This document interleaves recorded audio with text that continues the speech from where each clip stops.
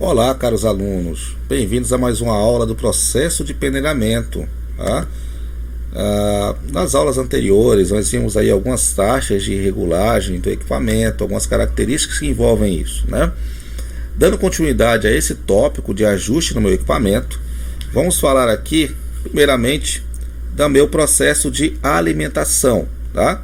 Essa alimentação do meu equipamento em ajuste com outros aspectos de classificação, podemos ilustrar por meio dessa imagem, onde vimos aqui como normalmente forma uma curva, né? Uma curva de classificação. Então nós temos um processo ascendente da classificação e depois nós temos um descendente na classificação. Essa curva aqui é quando eu tenho realmente uma classificação perfeita. Quando esse processo acontece, eu tenho uma classificação só perfeita. Por que perfeita? Porque quando eu tenho realmente essa curva já no início, esse processo ascendente no início do peneiramento, eu consigo fazer as outras classificações mais embaixo, uma peneira, por exemplo, com 3, 4 decks, fazer essa classificação mais embaixo com a taxa maior de eficiência. Observem que aqui também, nessa imagem, a minha camada de material é uma camada aceitável, uma camada fina. Eu não tenho minério sobre minério aqui, não tenho rocha sobre rocha, né? Eu tenho um material realmente que ele consegue transcorrer da forma ideal, tá? Então aqui, olha, eu tenho uma classificação que quando ocorre dessa forma, e você conseguiu ajustar o equipamento para classificar dessa forma, realmente eu dou os parabéns para você, que você conseguiu realmente fazer a peneira trabalhar do jeito ideal, da forma ideal, tá? Aqueles ajustes foram feitos da forma certa, tá bom? Então, nesse gráfico podemos observar aqui, olha, que do ponto A ao ponto B, a gente tem uma estratificação da alimentação, tá? Do ponto B ao ponto C, nós temos uma estratificação máxima de peneiramento saturado, tá? E já no ponto C ao ponto D, nós temos a separação por constantes tentativas, né? Então, ou seja, o material ele não passou aqui no caso, né? Ele foi rolando, mas ele chegou ao momento que ele passou, né? Ele passou na malha da peneira. Lógico que nós não vamos ter 100% do material a ser passado aqui. Nós vamos ter esse 100%, né? É muito difícil nós conseguirmos aí na peneiramento 100% de taxa do material que era para passar, nós classificarmos ele. Mas nós conseguimos ter uma taxa de eficiência até 95%, vamos dizer assim, já é excepcional, já é excelente. Ou seja, 95% do material que era passar, ele passou. Então tem uma produção aí excepcional com o peneiramento, ok? Aqui nós já temos uma outra situação mais diferente. Essa situação aqui, nós já temos, olha a variável que ocorreu aqui. O material está chegando mais agregado. A espessura do material na peneira está muito alta. Ou seja, minha taxa de alimentação está muito alta. Para me resolver isso aqui, primeira coisa, eu tenho que reduzir a minha alimentação. Eu tenho que reduzir a velocidade de alimentação. Ok? Reduzindo a velocidade de alimentação, eu vou ter o que? Eu vou ter um tempo maior para classificar. Tá? Vou ter um tempo maior para classificar.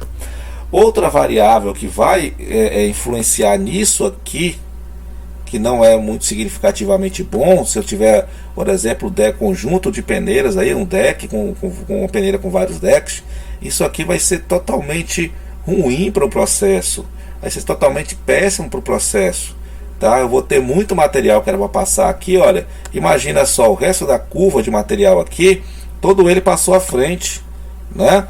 Se for considerar a curva de material, todo ele passou à frente, uma quantidade absurda de material que passou, né? Que continuou no processo acima, que não fez a classificação, né?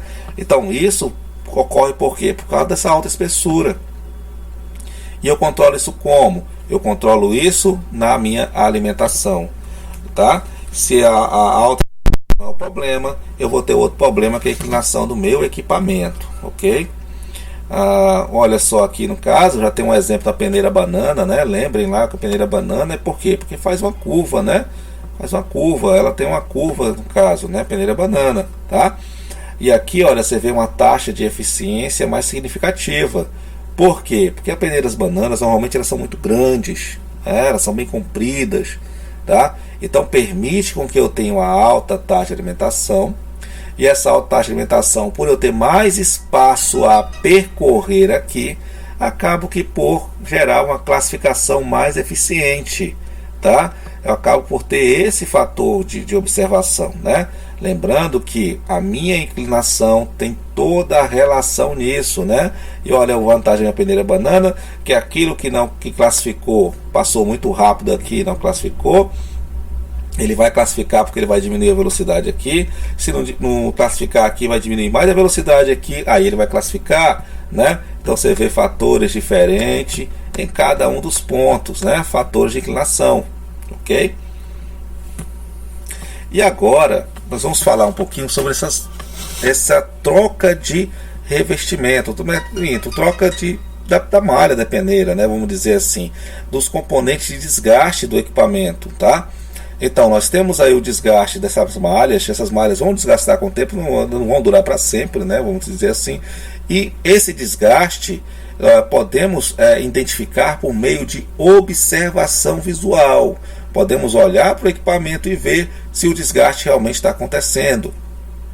No caso das peneiras de metal, as peneiras metálicas, você vai perceber o afinamento das partes metálicas, né? No caso das peneiras de borracha, né, de alta resistência, você vai perceber que elas vão normalmente ficar muito mais, vamos dizer assim, moles.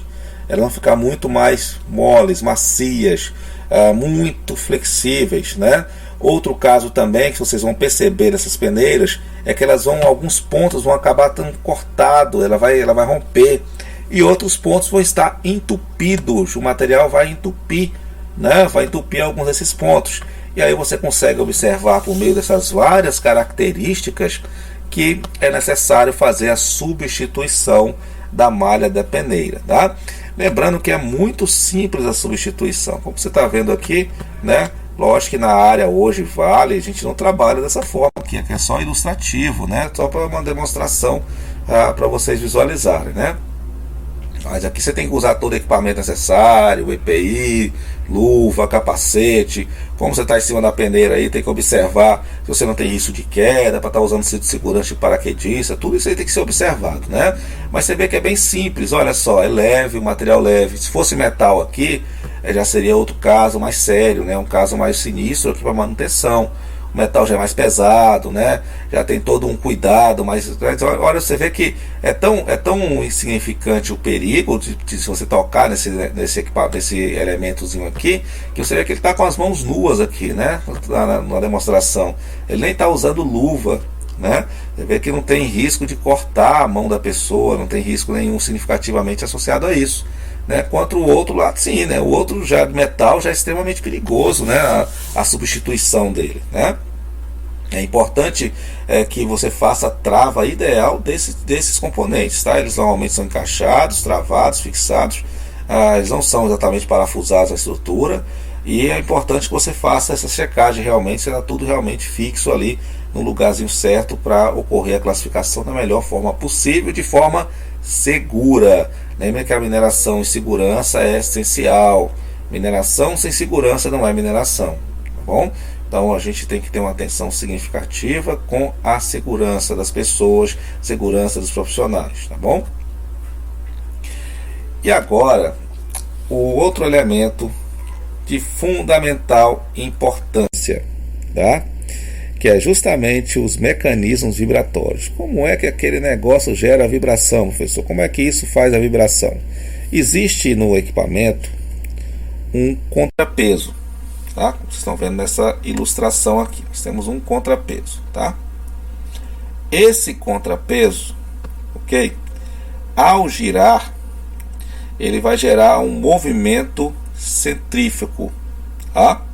Ele vai ser impulsionado por um movimento, uma força centrífuga, por existir um peso adicional nesse eixo.